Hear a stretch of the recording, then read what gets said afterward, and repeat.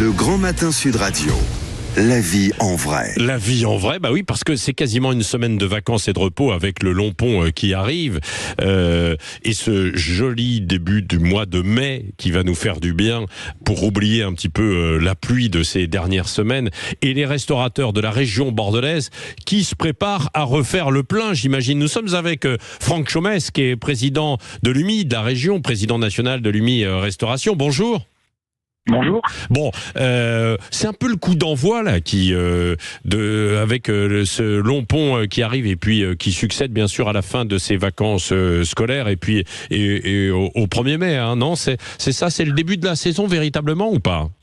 Alors, on l'espère tout au moins, puisque le début de la saison, c'est les vacances de Pâques avec les vacances scolaires, qui malheureusement, avec la météo qui n'a pas été au rendez-vous, a été néfaste pour nos établissements. Donc on l'espère maintenant que enfin le soleil va revenir pas que dans la tête et dans le cœur des Français, mais aussi au quotidien pour que ça puisse, dirons-nous, fréquenter nos établissements au maximum. Parce que là, ce n'était pas très plein à l'occasion de ces vacances scolaires. Vous n'avez pas réussi à faire le plein ? Vous savez, d'abord, les gens réservent maintenant au dernier moment. Ouais. Donc, ils se fient à la météo, ils écoutent bien la télé, la radio, vos confrères, et puis ils font au dernier moment. Donc, on a bien vu que la météo n'a pas été là pendant 2 semaines sur toute la France. Donc, non, ça a été une catastrophe au niveau vacances scolaires. Le 1er mai a aussi été une catastrophe. Parce qu'il y a eu des pluies, des fortes pluies dans la région. Donc on l'espère qu'enfin le soleil qu'on nous annonce, ce sera au rendez-vous, parce que les gens sont là, mais vous savez, il y a 2 choses. Il y a la fréquentation, et puis après il y a dans la tête l'envie de consommer, et on sait très bien que dès qu'il y a du soleil, on a envie de consommer. Oui, c'est ça. Il y a 2 choses, c'est-à-dire que évidemment, vous avez raison, il y a la météo, et puis il y a aussi peut-être les prix, tout de même, Franck Chomès. Comment vous faites pour maintenir des prix attractifs à la fois dans les établissements hôteliers et puis dans les restaurants ? Alors, il y a 2 manières. Il y en a qui réduisent la portion pour rester compétitifs. Ça, c'est vrai. Et puis après, on n'a pas le choix. Vous savez, c'est mathématique. Hein. Si vous payez beaucoup plus la matière première, forcément, vous êtes obligé d'augmenter le coût de l'assiette. L'énergie a augmenté.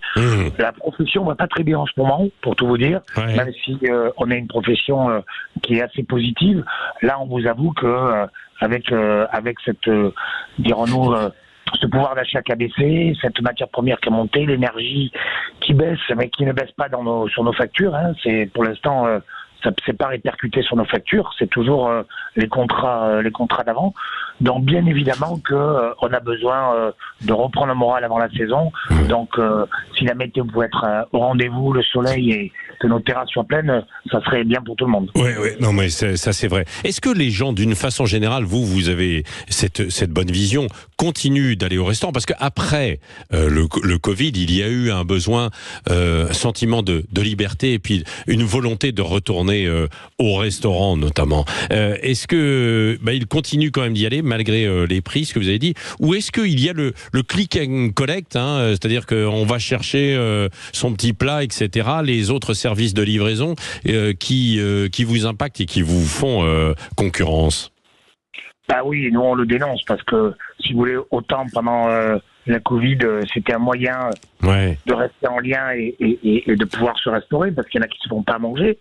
Après, il fallait revenir au naturel. Le naturel, c'est bien évidemment le lien social. Le lien social, c'est un café, un bar, un restaurant et un hôtel. Donc aujourd'hui, on déplore cette nouvelle dirons-nous consommation qu'il y a des Français, tout ce qui est visioconférence, tout ce qui est télétravail, tout ce qui est ubérisation, sachant que nous, on nous demande des normes, que ça soit sanitaire et puis être dans les règles au niveau social, alors qu'aujourd'hui, ce qu'on appelle nous les pédaleurs à glacière, les plateformes qui embauchent ces gens qui vous livrent ne sont pas en règle au niveau papier, n'ont pas le droit de travailler.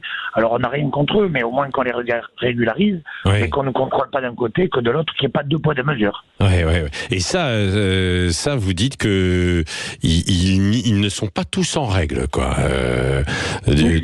Ça, c'est. Mais il y a des contrôles tout de même, non? Non, mais il n'y en a pas assez. Il y a eu plusieurs reportages. Donc, le journal Sud-Ouest, pour ne citer que, on fait un très beau reportage là-dessus. Il y a d'autres supports médiatiques qui l'ont fait. Malheureusement, non. Alors, et puis après, il y a aussi ces travailleurs indépendants pour lesquels nous n'avons pas le droit. Aujourd'hui, il faut le savoir, c'est interdit que d'être auto-entrepreneur et de travailler dans la restauration. Alors que là, ils sont auto-entrepreneurs et ils vous livrent des plats en vélo ou en mobilette, sachant en plus, et vous vous doutez bien aussi de ce qu'ils peuvent livrer aussi en dehors des repas. Oui. Ça c'est autre chose, mais vous avez raison de l'évoquer, Franck Chomès. On va terminer quand même avec une note d'optimisme avec vous.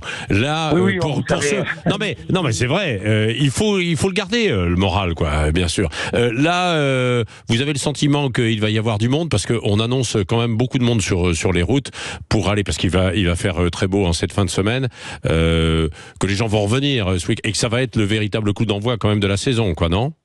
Oui, alors écoutez, pour tout vous dire, je suis à Paris parce que j'ai été auditionné pour un sujet à l'Assemblée nationale et je rentre. Tous les trains sont complets. C'est noir de monde sur la destination de l'Atlantique, du Sud-Ouest. Donc bien évidemment que nous sommes ravis, bien évidemment que nous sommes une profession qui avons le moral, parce que tout ce qu'on subit au quotidien, ce qu'on a subi, je pense qu'il faut l'avoir, le moral.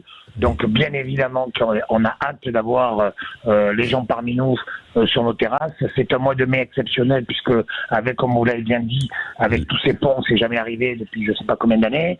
Donc maintenant on croise les doigts et puis on espère que, comme je vous ai dit, que le soleil sera là pour que les gens consomment et qu'on reprenne le sourire. Oui, absolument. Merci beaucoup Franck Chomès et bon retour en région bordelaise, puisque si vous quittez Paris pour retourner là-bas, vous avez bien raison. On salue d'ailleurs au passage les habitants de toute la grande région et de toute la Nouvelle-Aquitaine qui nous écoutent, et je sais qu'ils sont de plus en plus nombreux. Il est 7h moins le quart. Bon réveil à l'écoute de Sud Radio. Courage si vous travaillez encore, et puis courage si vous travaillez aussi toute la semaine, parce que attendez, heureusement il y en a qui bossent tout de même, hein. Allez, dans un instant nous allons parler de Bernard Pivot. C'était Bernard Pivot, un homme de lettres, mais c'était aussi un grand blagueur. Vous allez voir ça.